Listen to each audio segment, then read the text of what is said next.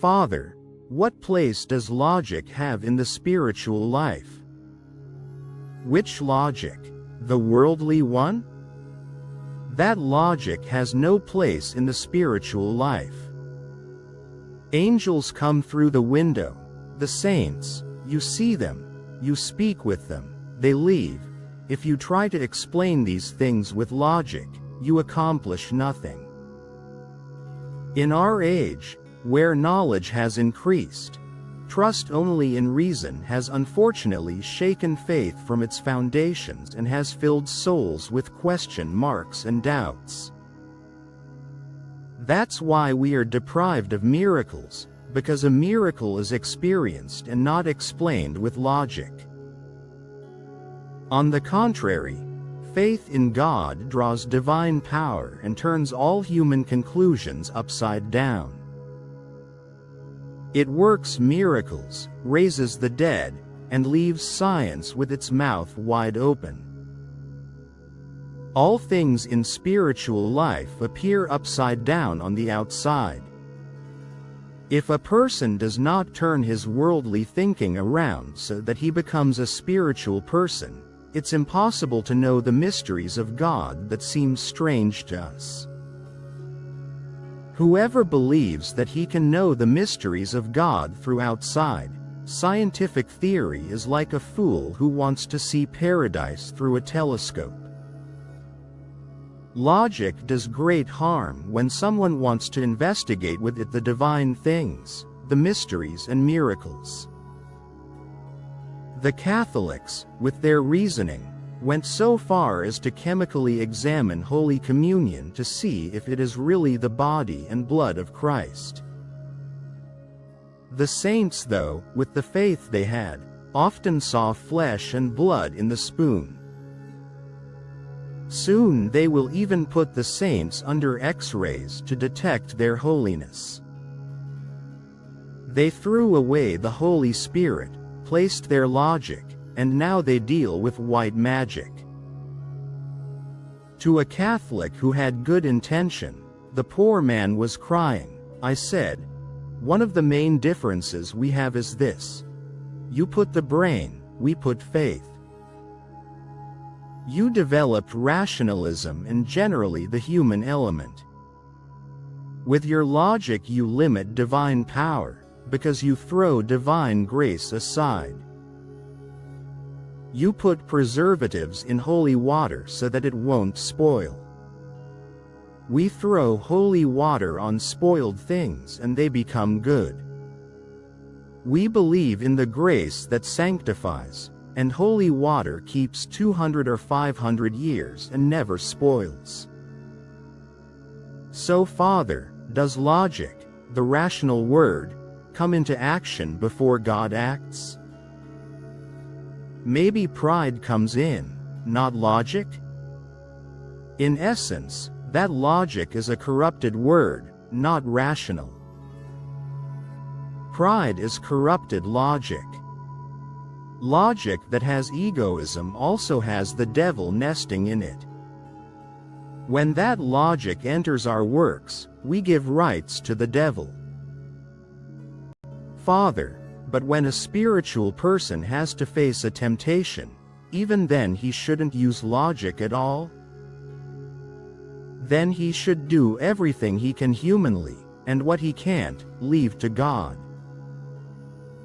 There are some who try to grasp everything only with the mind. Like those who want to do the prayer of the mind with the brain, they squeeze their head to concentrate, and then their head hurts. If I tried to solve all the matters I have every day like that, do you think I could do anything? I do everything humanly that I can, and the rest I leave to God. God will show, I say, He will enlighten what must be done. Many say, but how will this thing be resolved? What will happen with that thing or the other? And their head hurts from nothing. When someone tries to solve things only with logic, then he gets dizzy. He must put God before every action of his.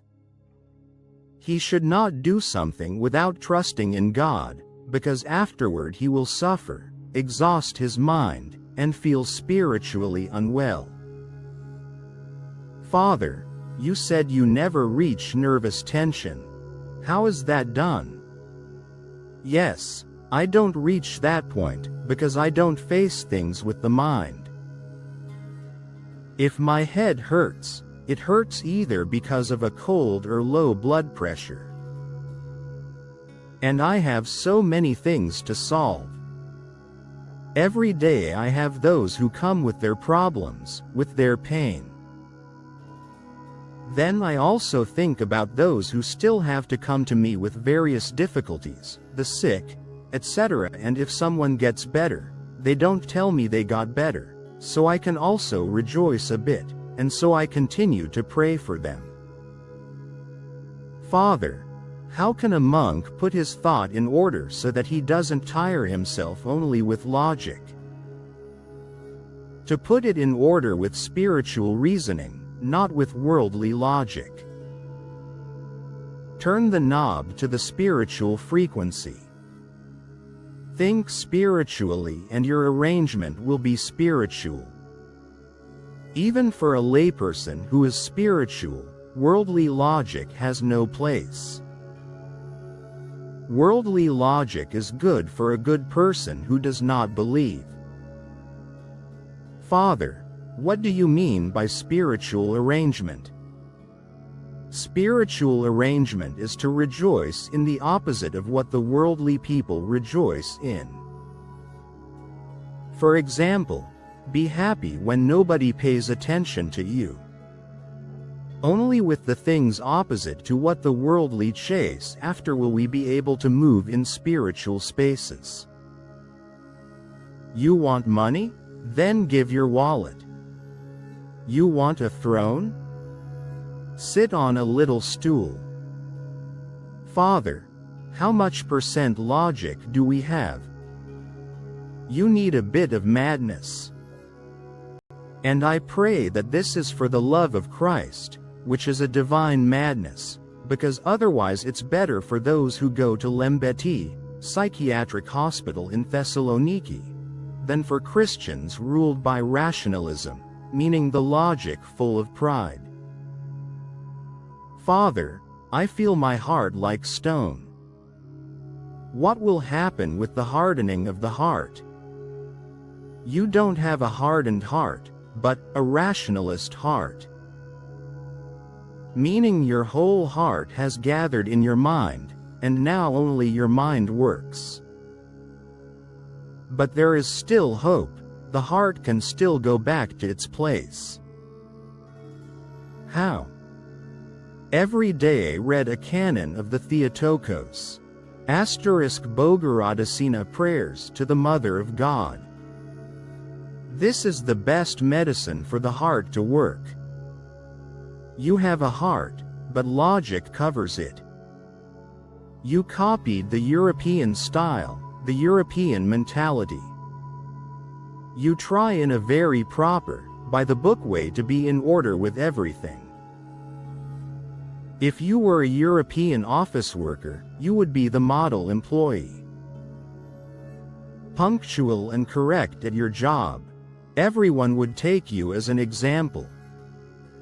If you would give that correctness to spiritual things, you would make big spiritual leaps. You would reach paradise quickly.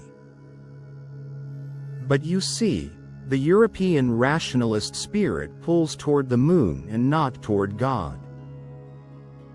Now you move like at work.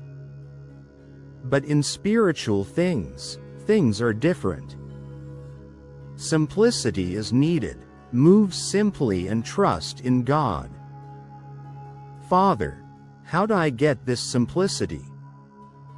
I need to open your head and put into it the mind of the old times. Enter into the simplicity of the Paterikon, sayings of the Desert Fathers, so that you learn spiritual knowledge that lifts and rests the soul, and then your head will not hurt anymore. Logic tortures a person. For example, This must be done like this, and I do it because it must be done like that. But I don't do it with the heart, only because logic dictates it. Logic and politeness say, I must give up my seat, but the heart does not say that. It's different when the heart leaps and I give my seat out of love. Then I will feel joy. In our actions, we should not put ourselves first. We should not seek our own comfort. This blocks Christ from coming. Each one should seek to give comfort to the other. True rest is born from resting the other. Then God also rests in the person, and the person becomes deified, ceasing to be a rational human. Otherwise, only the mind works, and then everything is physical, human. Worldly logic tires the mind and weakens the bodily strength.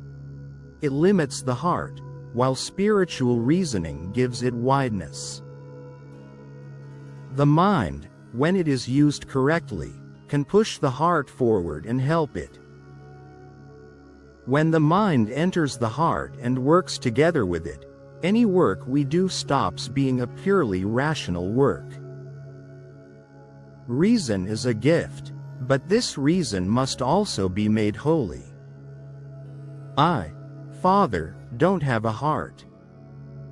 You have a heart, but the moment it wants to work, your mind puts a muzzle on it. Work hard to gain the reasoning of the heart, faith, love. But how will I succeed in this? First step. You will make a protest march barefoot through Thessaloniki, so that people will say you have gone crazy, so logic will leave you. You, blessed one, calculate everything with mathematical exactness. Are you an astronomer? Stop thinking rationally so you can do spiritual work inside yourself. Father, what should I study to help me free myself from worldly logic? First read the Paterikon, the God-loving history, Evergetinos, meaning not books of theory, but of practice, so that worldly logic will leave through this simple patristic spirit of holiness. After that, begin with Abba Isaac, but do not see Abba Isaac as a philosopher, but as one enlightened by God. The Holy Fathers saw everything with spiritual eyes. Patristic books are written with the Spirit of God, and with that same Spirit the Holy Fathers made their interpretations. In people today you rarely find this Spirit of God so that they can understand the books of the Holy Fathers. They see everything with worldly eyes. They do not see further. They don't have the wide spiritual vision that faith and love give. Great Arsenios left the reeds in the water and did not change the water, even though it smelled bad. Where can we understand what flowed from that dirty water? This I don't understand, someone says. He doesn't stop to see if maybe there is something else, but he rejects it because he doesn't understand it. Some elders once asked Abba Arsenios, "Why don't you change the water? It smells." And he answered, "In place of the perfumes I smelled in the world, I must now endure this bad smell." Paterikon, Abba Arsenios 18. When logic gets in the middle, someone like this cannot understand either the Gospel or the Holy Fathers. His spiritual perception becomes distorted, and the person, with his logic, considers useless both the Gospel and the writings of the Holy Fathers, even coming to say, "So many years people torture themselves for nothing, with asceticism, fasting, etc. But this is blasphemy. A monk once came to my hut with a car. "My son," I told him, "why do you need a car? It doesn't fit." "Why, Father?" he said. "Doesn't the gospel say, 'He shall receive 100-fold and inherit eternal life'?" Matthew chapter 19 verse 29. It says, "will receive 100-fold," referring to the things a person needs. But for the monk applies what St. Paul says, "having nothing, yet possessing everything."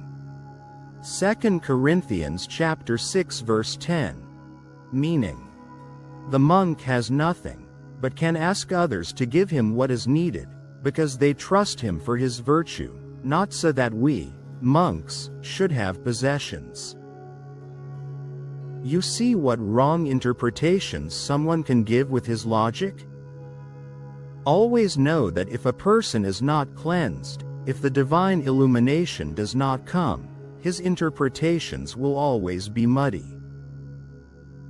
Once they asked me, "Why didn't the Mother of God do a miracle in Tinos, and the Italians blew up the ship Ellie on her feast day?" But in this way the Mother of God worked an even greater miracle.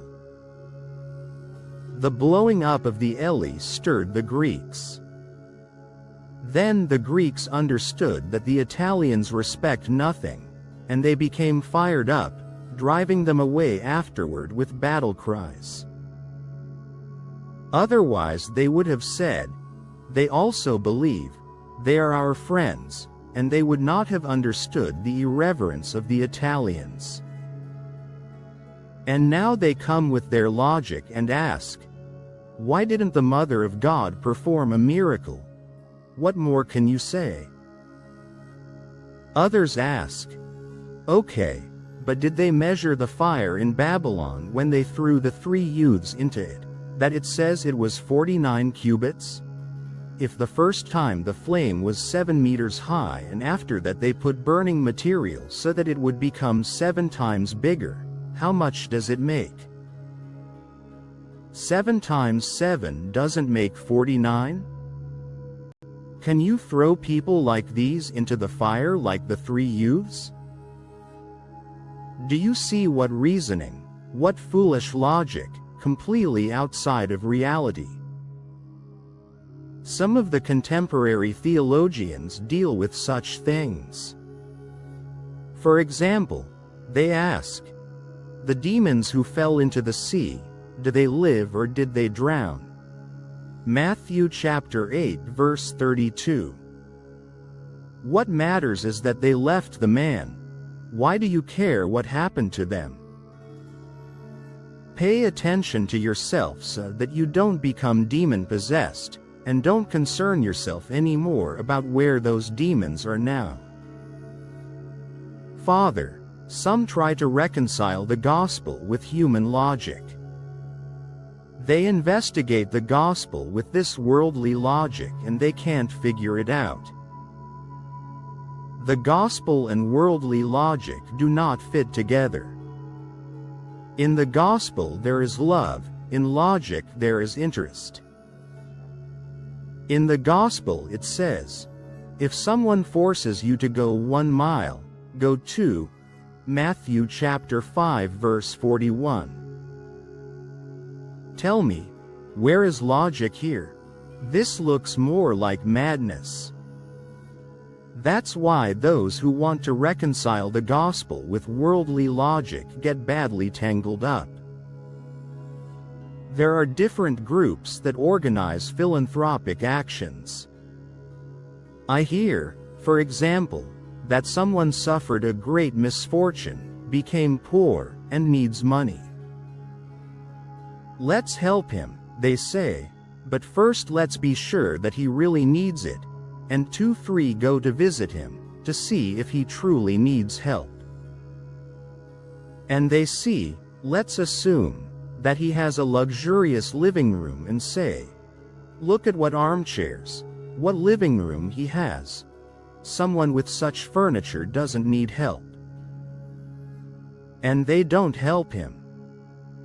They don't understand that he has nothing to eat. Because when someone becomes poor, it doesn't mean that in one moment he changes his clothes.